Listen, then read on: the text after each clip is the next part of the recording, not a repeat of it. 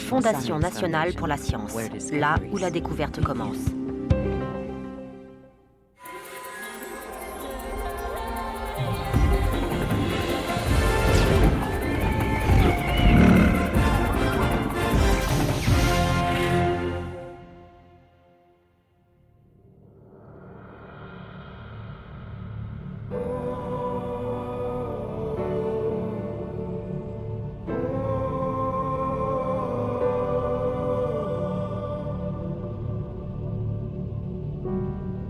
Sous la surface terrestre se cachent des mondes invisibles, perdus dans la nuit des temps.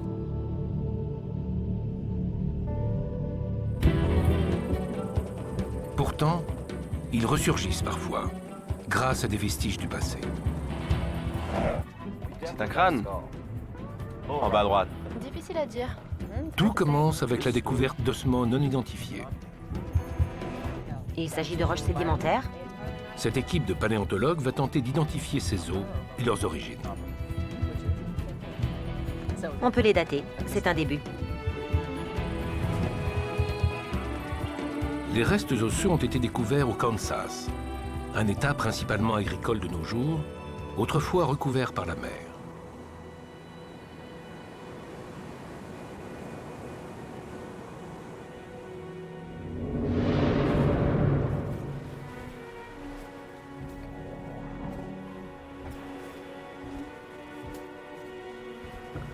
C'était il y a 82 millions d'années, à l'époque des dinosaures.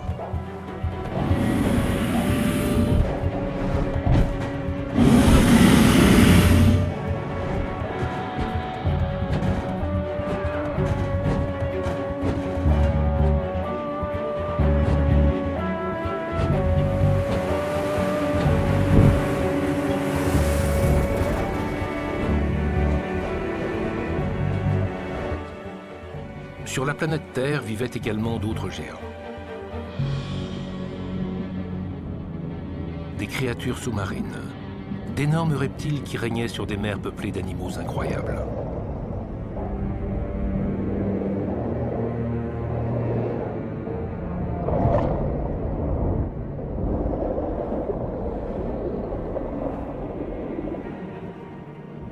Les fonds marins n'ont jamais été aussi dangereux. Aucun être vivant n'y était en sécurité.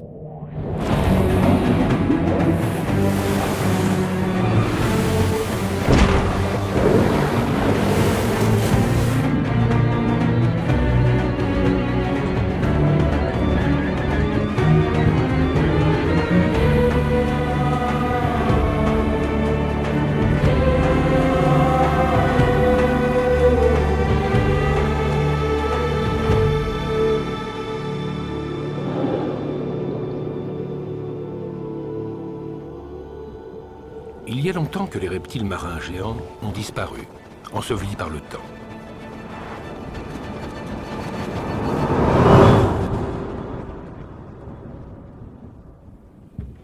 Pourtant, il est toujours possible de rencontrer un monstre marin.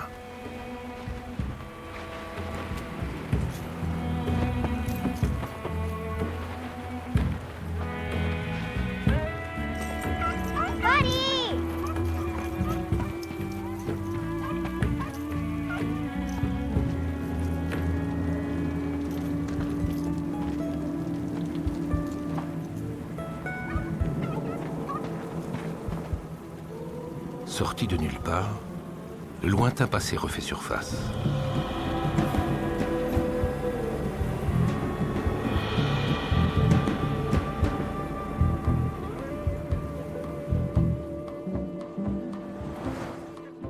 Ces scientifiques espèrent que les os fossilisés de cette créature disparue sont chargés d'histoire. Prenez votre matériel.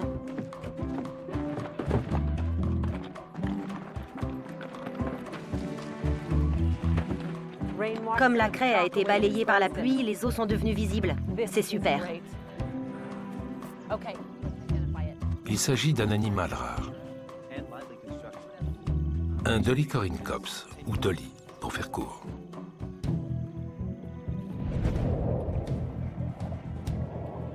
C'est un reptile marin du Crétacé supérieur. Légèrement plus gros qu'un dauphin, et nageur hors pair. Pour faire parler les os, ces chercheurs vont solliciter toutes leurs connaissances en matière de reptiles marins. On dirait un Hesperornis. Des squelettes fossilisés sont mis au jour partout dans le monde depuis des décennies. L'analyse des éléments envoyés au labo va dans ce sens. Ces résultats vont aider cette équipe à reconstituer l'histoire du Dolly et à déterminer à quelle époque il évoluait dans la mer. Le monde dans lequel vivait le Dolly était très différent du nôtre. Le climat était plus chaud, le niveau de la mer plus élevé et les océans bien plus étendus. Ce Dolly vivait probablement dans une vaste mer intérieure qui divisait l'Amérique du Nord en deux. Des reptiles marins peuplaient également les eaux de l'Europe, qui n'était qu'un groupe d'îles à l'époque, et les océans de toute la planète. Au fil du temps, ils ont disparu et le niveau de la mer a baissé, laissant à découvert de larges territoires. De nombreux fossiles ont été trouvés à l'emplacement de ces anciens fonds marins.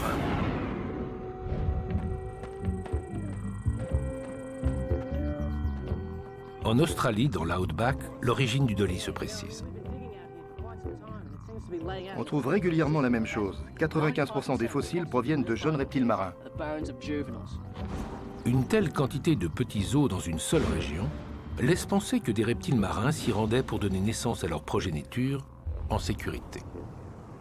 Cette observation permet de retracer l'histoire du Dolly retrouvé en Amérique du Nord.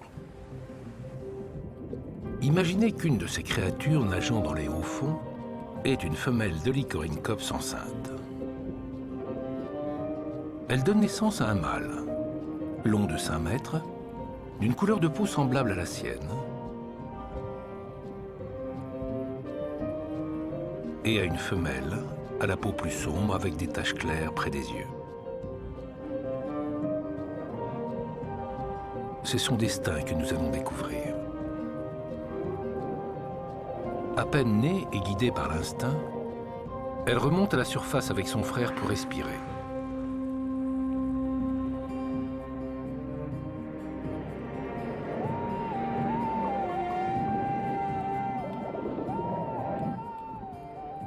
Dès le plus jeune âge, cette femelle et son frère acquièrent les réflexes dont ils auront besoin plus tard, quand ils quitteront la sécurité des hauts fonds pour gagner les eaux plus profondes.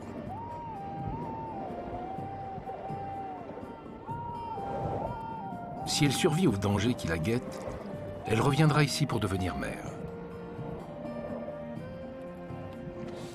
La concurrence est rude pour se nourrir. Voici un Hesperornis, un oiseau incapable de voler, au bec tapissé de dents acérées.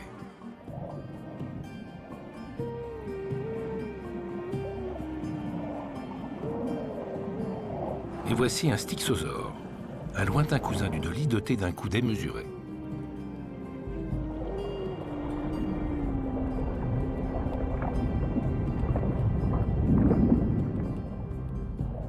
Un adulte mesure plus de 10 mètres.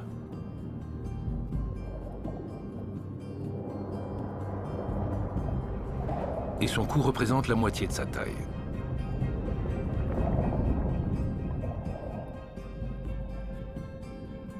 Sa silhouette en fait un nageur lent, mais parfaitement profilé pour attraper des poissons.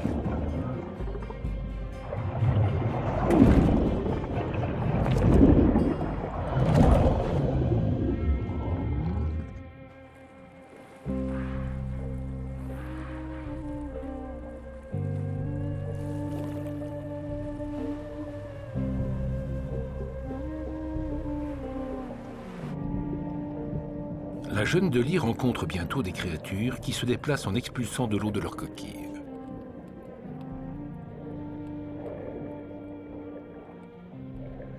Ces mollusques, appelés ammonites, proliféraient dans les mers ancestrales.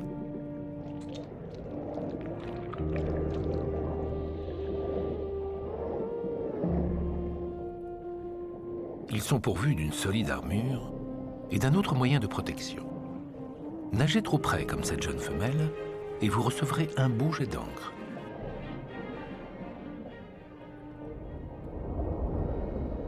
Pourtant, il en faut davantage pour effrayer un jeune Platycarpus affamé.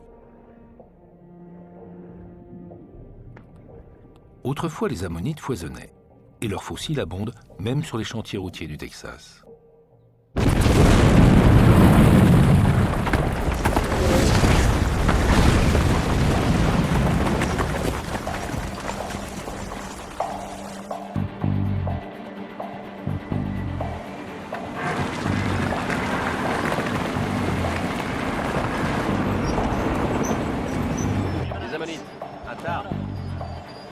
Il existait différentes espèces d'ammonites, et comme nous savons à quelle période elles ont peuplé la Terre, leurs fossiles servent d'indicateur temporel. Identifier une ammonite permet de dater d'autres fossiles plus rares trouvés à proximité. C'est un excellent moyen de placer les dollies sur la longue frise chronologique des reptiles marins. Tout a commencé il y a quelques 250 millions d'années, à l'ère du Trias, quand des reptiles terrestres ont évolué en reptiles marins.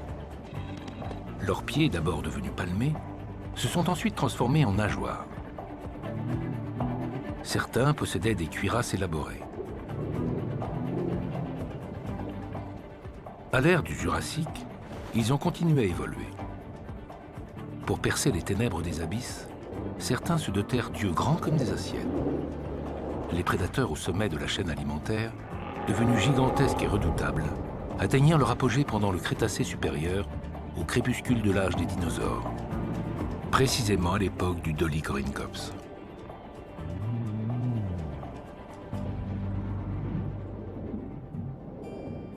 Les mois ont passé. Les petits dollies ont grandi. Mais ils sont toujours en sécurité dans les hauts fonds, ignorant l'existence des terrifiants prédateurs qui peuplent la mer. Pour l'instant, ils excellent à attraper leur proie, un poisson qui ressemble au hareng, l'Encodus.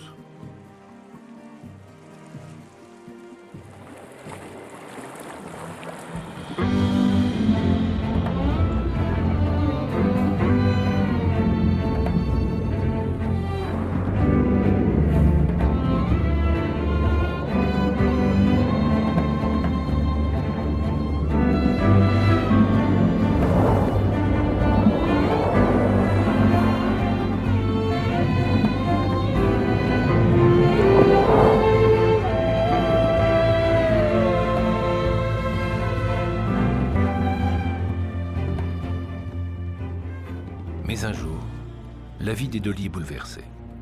Peut-être à cause d'un changement de saison, l'Encodus quitte les hauts fonds.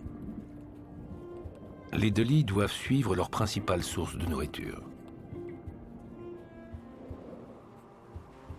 Ce qui signifie que ces deux jeunes doivent quitter le nid et suivre le sillage de leur mère pour rejoindre la mer intérieure nord-américaine.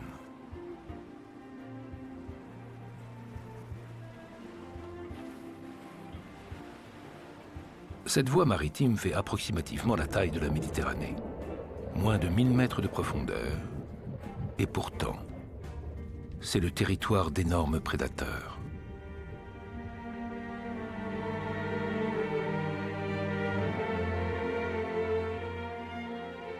Leur squelette repose désormais sous la couche terrestre, qui forme un vaste cimetière.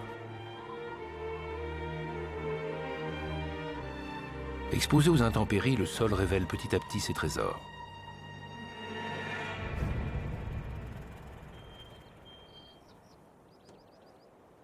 Charles Sternberg et ses fils, des collectionneurs de fossiles, vont faire une découverte spectaculaire dans le Middle West américain. Je l'ai dissimulé pour que personne n'y touche. Voilà. Le crâne ressemble à celui d'un tylosaure. Un gros. Lévi, cherche la queue. Voilà le genre de créature que les dollies risquaient de croiser dans des eaux plus profondes. Des eaux pleines de dangers.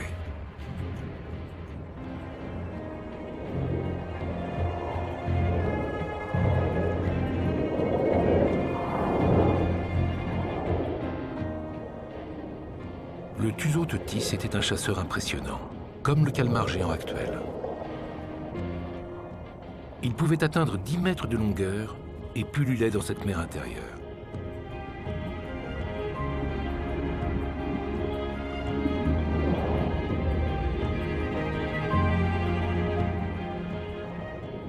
Sa taille lui évitait d'être attaqué par le Platecarpus, qui jetait son dévolu sur des proies plus petites.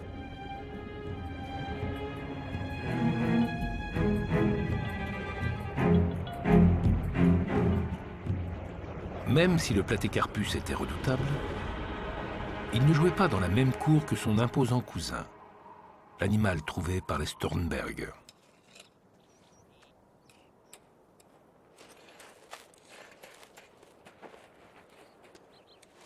Peu de prédateurs marins arrivent à la cheville du géant qu'ils déterrent. J'ai trouvé des vertèbres de la queue. On dirait des os de membres inférieurs, de nageoires. Un crâne, une nageoire, une vertèbre caudale. Cet animal a l'air gigantesque. Ce titan ne connaissait pas d'ennemis.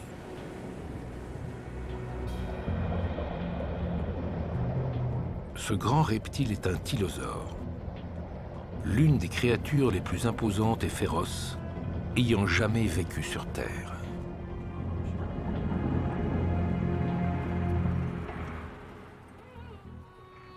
Le fossile d'une espèce assez proche nous en dit plus. Vous avez trouvé quelque chose? C'est une découverte incroyable. Ses yeux faisaient la taille d'un pamplemousse. Une multitude de dents coniques tapissaient sa mâchoire et son palais. Idéal pour capturer une proie.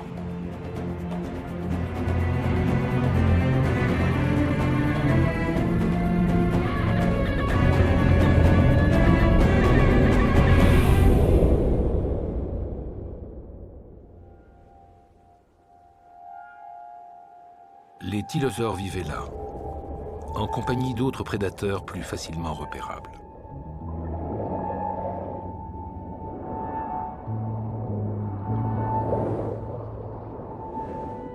Dans le monde des poissons, le Xifactinus audax était un poids lourd, mesurant près de 5 mètres de long.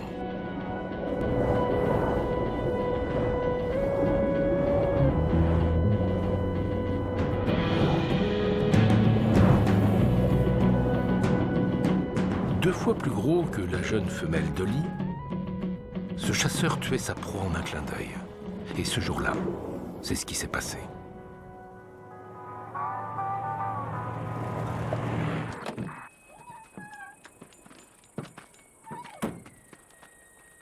Ce fait est établi grâce à un fossile trouvé sur les Badlands du Kansas par la famille Stornberg. Monsieur Sternberg, je suis journaliste. Votre trouvaille fait couler beaucoup d'encre. Ravi de vous voir. Merci. On a trouvé un gros poisson. De quelle espèce? C'est un Xifactinus de 4 mètres. Mais c'est pas tout. En creusant autour de ce fossile, j'ai remarqué quelque chose entre les côtes. Des vertèbres. Après avoir déblayé, on a trouvé le squelette complet d'un autre animal.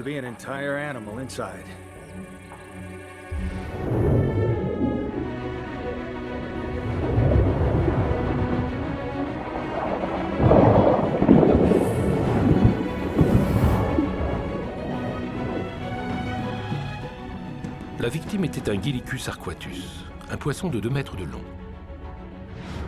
Le Xifactinus n'en a fait qu'une bouchée, mais il en est mort, victime de sa gourmandise.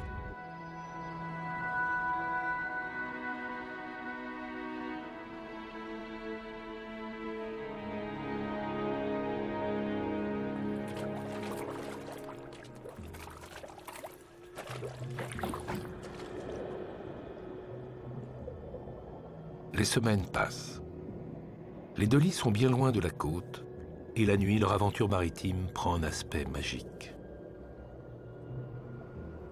Le microscopique plancton émet une lueur étrange.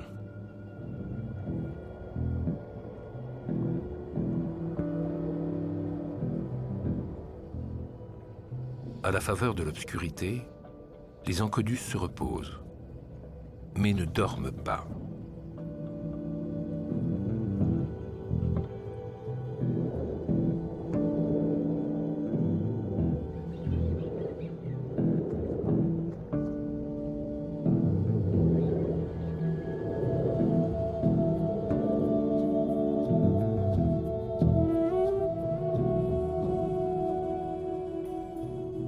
Plus en profondeur, une ribambelle d'ammonite à coquille droite s'accouple.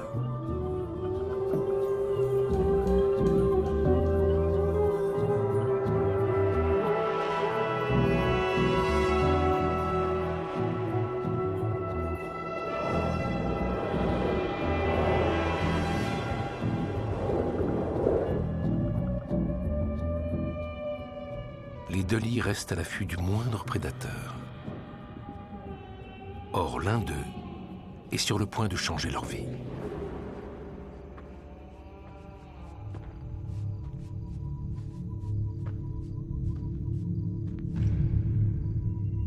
Il y a des centaines de dents de requin.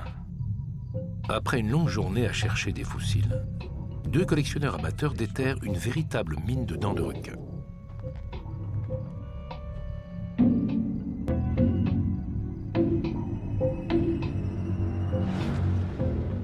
On a trouvé suffisamment de dents de requin aux quatre coins du globe pour établir avec certitude que des requins existaient déjà à l'ère des monstres marins. Le Critoxerina mantelli est aussi gros et dangereux que le grand requin blanc.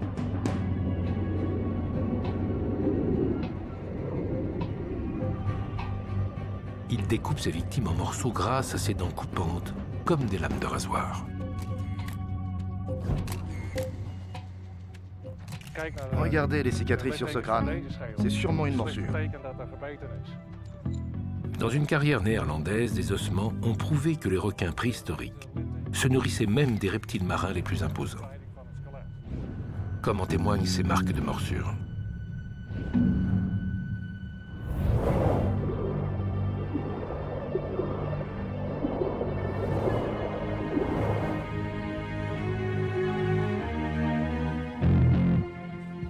Les jeunes Dolly ont attiré l'attention.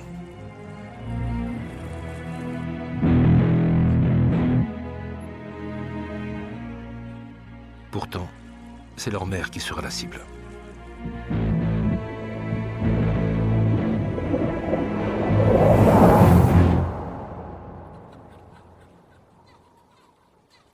Elle est morte, mais ce n'est pas fini. Un requin plus petit s'en prend à la jeune Dolly. Elle est blessée, mais elle survit à la première attaque.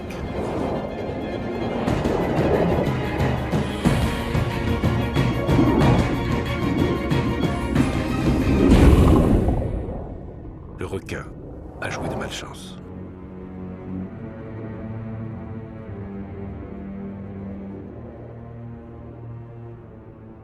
Sa blessure cicatrisera, même si une dent de ce requin restera à jamais plantée dans sa nageoire. Le frère et la sœur doivent continuer leur route, orphelins.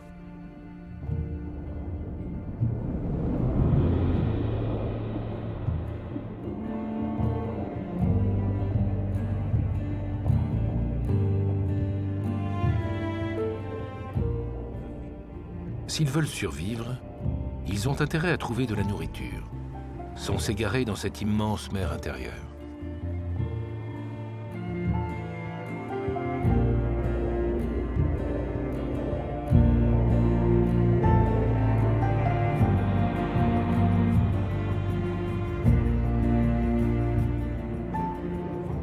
Finalement, ils repèrent quelque chose de familier.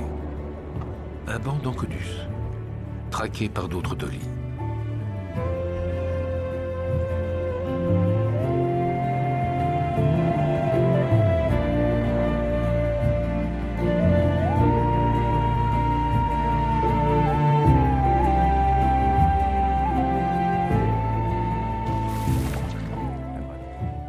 Et par des Hesperornis, incapables de voler.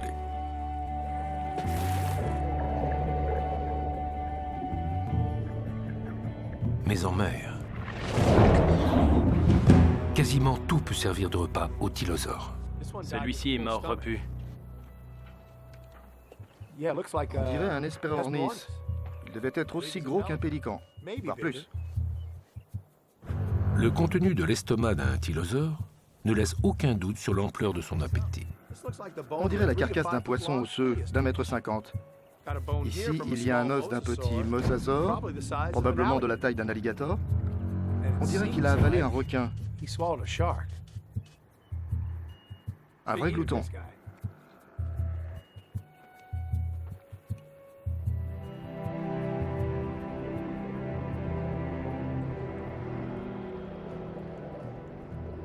Des semaines durant, les Dolly poursuivent leur voyage.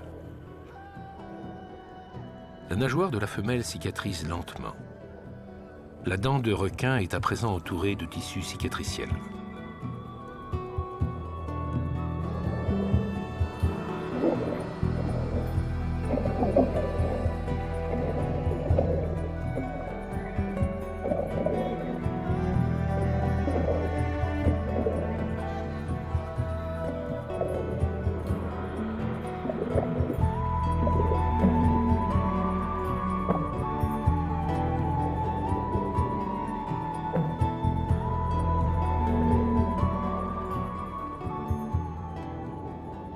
La jeune Dolly s'éloigne.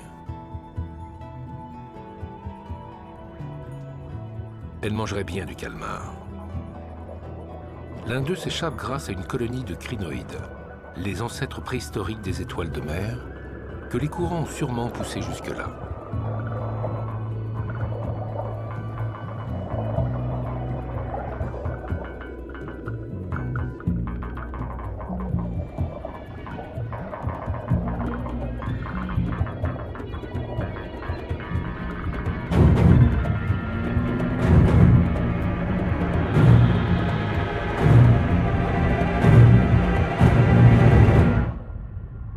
La femelle se retrouve dans la ligne de mire d'un géant.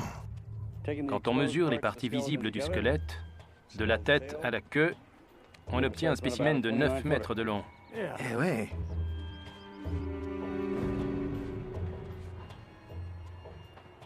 Il y a quelque chose dans le ventre.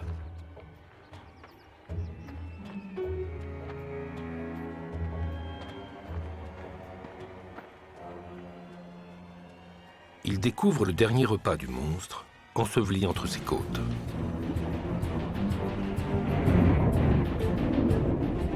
Comme les Dolly sont rapides, la meilleure tactique adoptée pour un tylosaure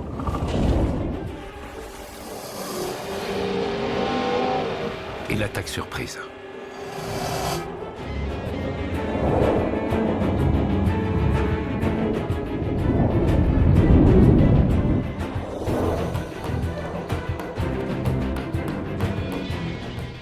La femelle s'échappe, mais son frère n'a pas vu poindre le danger.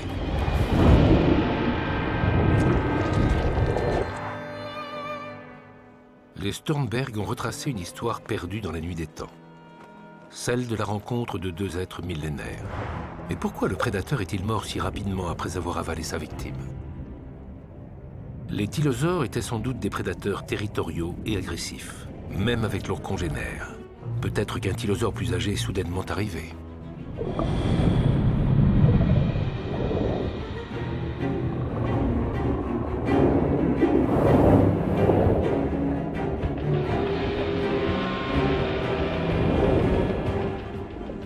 Sous la menace, le tylosaure plus jeune fléchit, alourdi par l'énorme repas qu'il vient d'avaler.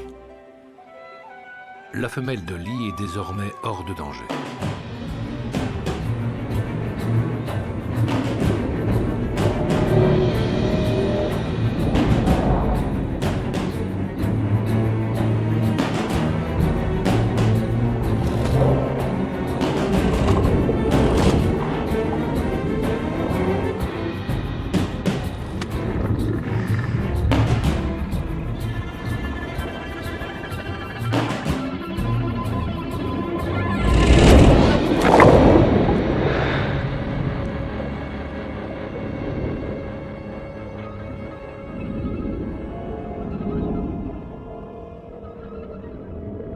Le jeune tylosaure est mortellement blessé.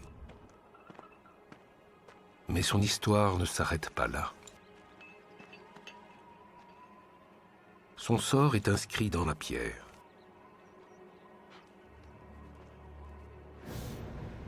Une dent de requin gît près du fossile.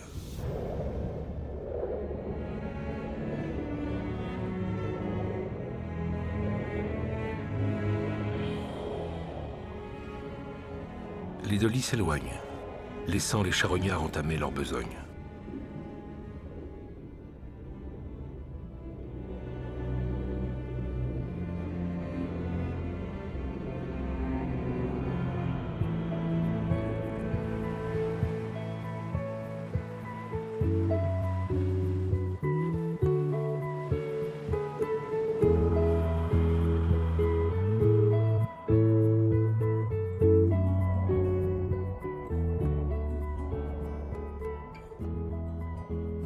La jeune femelle Dolly a vu périr sa mère et son frère. Mais elle fait encore partie du monde des vivants.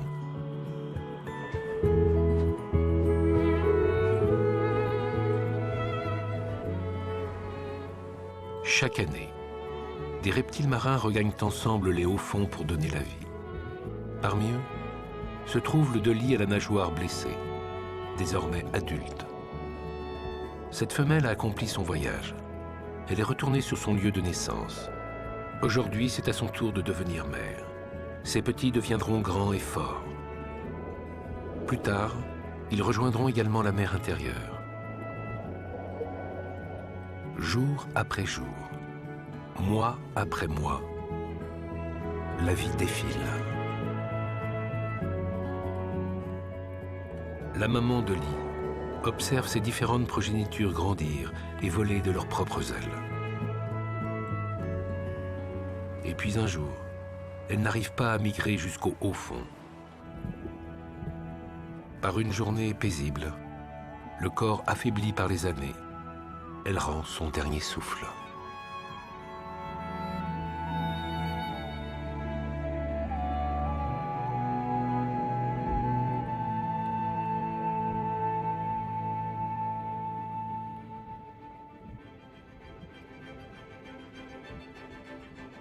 Pendant des millions d'années, les jours et les nuits se succèdent, les saisons s'enchaînent, mais sa dépouille repose en toute quiétude.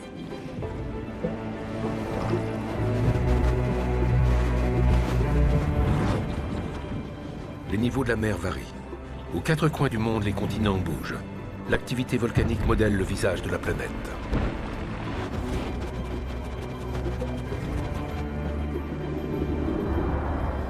De nouvelles espèces apparaissent, d'anciennes disparaissent. Parmi elles, les derniers monstres marins.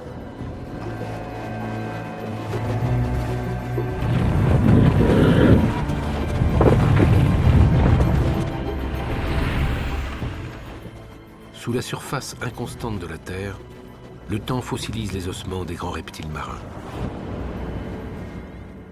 qui gisent à l'abri des regards jusqu'à ce qu'on les découvre. Par exemple, après une averse. Sauf erreur de ma part, le dernier à avoir trouvé un fossile pareil, c'était Bonheur en 1952. Il est peut-être entier. Comment on l'extrait? On va peut-être devoir faire un moule et le transporter sur une bâche. Hey, venez voir. L'une des nageoires arrière présente une particularité.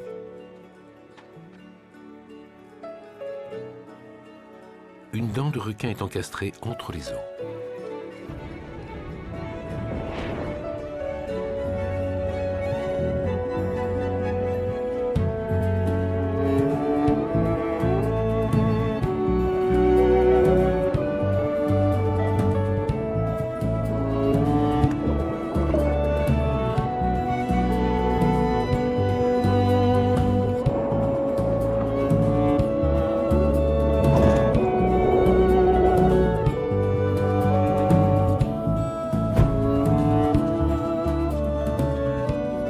Au bout de 82 millions d'années, le Dolly corynecops refait surface pour raconter son histoire.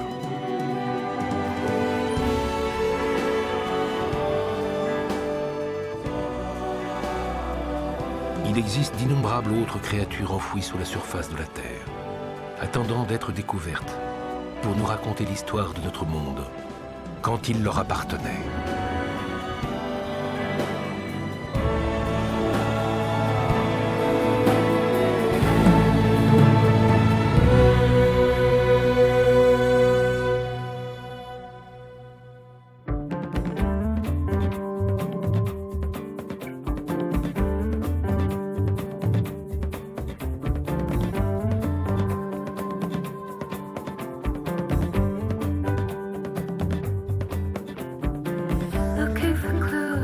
faces